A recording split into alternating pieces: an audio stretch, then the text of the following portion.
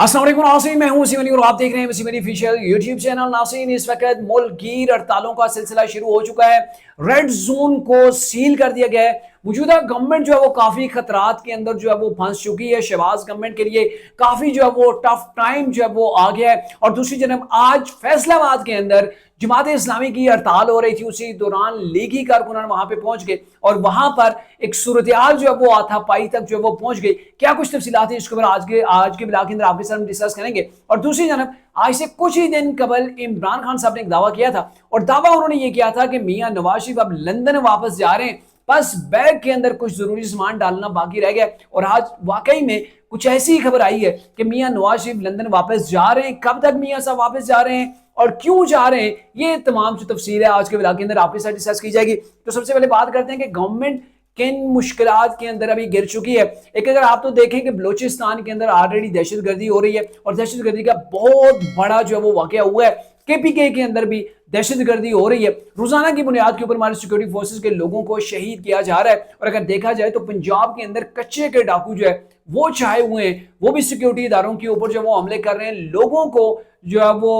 उनको गिरफ्तार कर करके यानी कि वो उठा के लेके जाते हैं, अगवा करते हैं और फिर उनकी लाशें जो है वो वापस आती हैं। तो ये सारा सिनेरियो जहां पे बना हुआ था, तो अब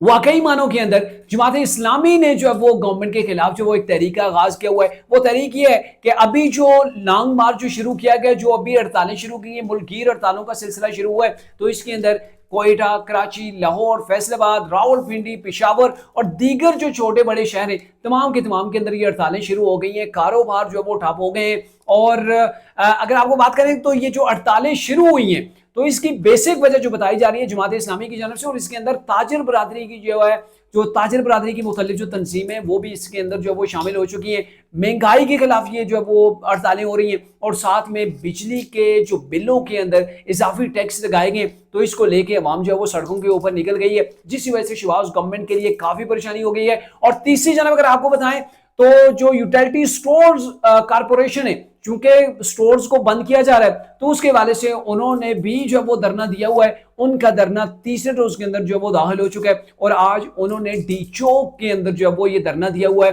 डी चौक को कंटेनर्स लगा के हर तरफ से जो वो बंद कर दिया गया है और रेड जोन के जो दाखिली खारजी रास्ते उन तमाम के ऊपर सिक्योरिटी फोर्सेस ने वहां पे कंटेनर लगा के जो है वो उस रास्तों को बंद कर दिया गया है। यानी कहने का मतलब ये है,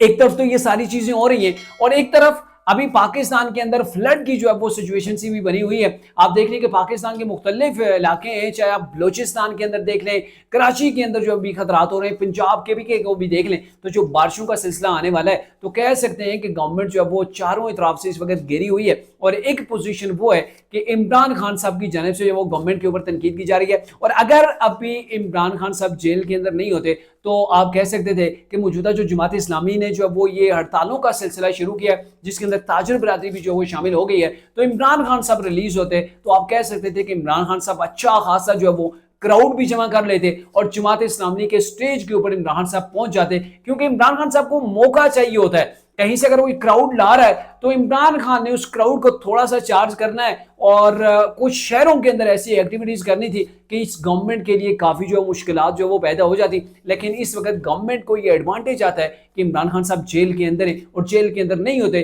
तो आप यकीन माने कि वो जमात इस्लामी के स्टेज के ऊपर जब वो इमरान साहब मौजूद होते और इस गवर्नमेंट के खिलाफ इस तरीक को मौसर बनाने की हर मुमकिन कोशिश करते। एक तरफ तो ये सारी चीजें हो रही हैं और दूसरी तरफ आज ही जो वाकया हुआ है फैसलाबाद के अंदर जहां पे ये एहतजाज हो रहा था, उस एहतजाज के दौरान कहा जा रहा है कि वहां पे दो धड़े जो है वो बन गए। एक तरफ से जो जमात इस्लामी के जो लोग आ रहे थे, जो टैक्सेस के खिलाफ जो वो बात कर रहे थे, जो महंगाई के खिलाफ जो वो नारेबाजी कर रहे थे, बाजारों के अंदर शटर डाउन जो वो करवा रहे थे। लेकिन एक तरफ से ताजिर बरादरी का वो जो वो जत्था सामने आया जो कि जिसके वजह से कहा जा रहा है कि वो प्रो नून लीगी था, और वो जब सामने आया तो उन्होंने बाजारों को खोलने की बात की, जिसके ऊपर जमात इस्लामी के कारकुनों उनके दरमियान जो है वो दिक्कम पहल हुई, मामला हाथापाई तक जो है वो पहुंचा। फिर पुलिस को वहां पे तलब किया गया और फिर पुलिस ने बीच बचाव कराया, मामले को रफा दफा करवाया। कहने का मतलब यह कि फैसलाबाद के अंदर आपको पता है नून लीग का काफी ज्यादा होल्ड है और वहां पे जमात इस्लामी कर आके वहां पे बाजारों को बंद करवाती है, शटर डाउन करवाती है। और दूसरा धड़ा वो है जो प्रो गवर्नमेंट है, तो फिर जाहिर है उसने तो अपनी शॉप्स नहीं बंद करनी, उसने तो मार्केटों को बंद नहीं होने देना। तो फिर उसी वजह से इनके दरमियान जो वो ये हाथापाई की सिचुएशन इख्तियार कर गई, लेकिन पुलिस ने इसको बीच बचाव जो इसके अंदर करवा दिया। अब आते हैं मियां नवाज शरीफ के मामले के ऊपर कि मियां नवाज शरीफ वाकई लंदन के अंदर जा रहे हैं या नहीं जा रहे, और अगर जा रहे हैं तो फिर इमरान खान को ये खबरें कैसे पहुंचती हैं कि इमरान खान ने ऐसे 5 रोज कबल ही बता दिया था कि नवाज शरीफ की जो है वो अब तैयारी वापसी की शुरू हो गई है, सिर्फ जरूरी सामान उन्होंने बैग के अंदर जो वो रखना है।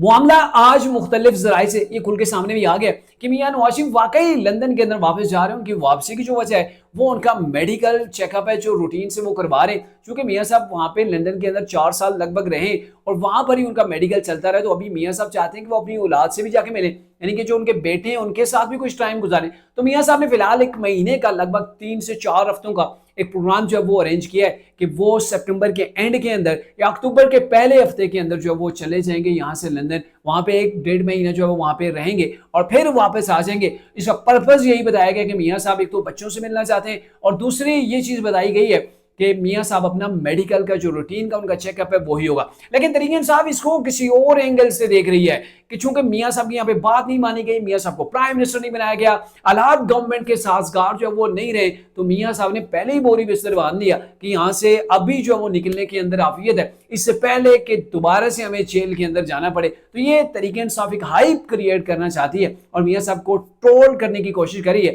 जबकि मियां साहब अभी जो जा रहे हैं उनकी जाहिर है गवर्नमेंट के दौरान मियां साहब को यहाँ से भाग के जाने की जरूरत नहीं है। ये अलग बात है कि जाहिर है उनकी वहां पे बेटे और वहां पे उनका मेडिकल भी होता है। तो मियां साहब 1 महीने की समझें कि एक छुट्टियों के ऊपर जो वो लंदन जा रहे हैं।